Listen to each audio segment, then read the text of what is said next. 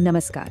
चलिए आज गीता के ज्ञान से प्रेरित दो बहुत ही पावरफुल आइडियाज को समझते हैं। ये वो विचार हैं जो हमारी आज की भागदौड़ भरी जिंदगी में एक सुकून और क्लैरिटी का रास्ता दिखा सकते हैं। देखिए आज की दुनिया कितनी तेज है, कितनी कॉम्प्लेक्स है ना?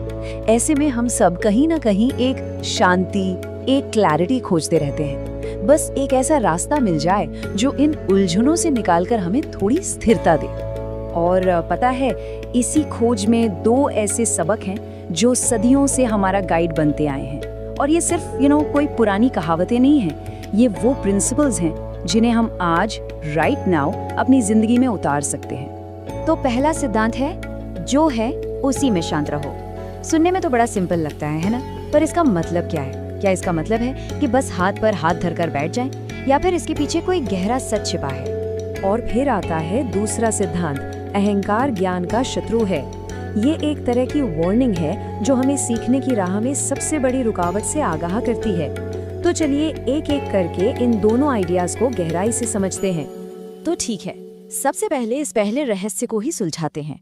प्रेजेंट में, अभी में शांत रहने का असली मतलब आखिर है क्या, और ये हमारी जिंदगी को कैसे बदल सकता है? अक्सर लोग इसे गलत समझ लेते हैं। उन्हें लगता है इसका मतलब है हार मान लेना या कुछ न करना, पर असल में ये इसका ठीक उल्टा है। ये है पूरी तरह से अवेयर होना, कॉन्शियस होना। जो पल जैसा है उसे उसकी पूरी सच्चाई के साथ एक्सेप्ट करना। यहाँ पर एक बहुत ही जरूरी फर्क समझना होगा। शांति और उदासीनता ये दो अलग चीजें हैं। शांति एक एक्टिव चॉइस है, मतलब आप जागरूकता के साथ सच को स्वीकार कर रहे हैं, जबकि उदासीनता का मतलब है हार मान लेना, गिव अप कर देना, जहां आप परवाह करना ही छोड़ देते हैं। तो दोनों में जमीन आसमान का फर्क है। तो ये प्रैक्टिस हमें हेल्पलेस नहीं बनाती, बल्कि ये हमें एक तूफान के बीच में एक शांत सेंटर देती है। सोचिए, जब हम अंदर से स्टेबल होते हैं तभी तो हम बाहर के चैलेंजेस को ठीक से देख पाते हैं, समझ पाते हैं और फिर सही एक्शन ले पाते हैं। अच्छा, तो शांति की फाउंडेशन तो समझ आ गई। अब चलते हैं दूसरी बात पर। ज्ञान के रास्ते में सबसे बड़ी रुकावट क्या है? आखिर ऐसी कौन सी चीज है जो हमें सच जानने से रोकती है? ये जो बात है ना, ये सीधे हमारे अंदर की एक रुकावट की तरफ इशारा करती है जो हमारी ग्रोथ को रोक सकती है। और ये कोई बाहर का दुश्मन नहीं है, ये हमारे अंदर ही है।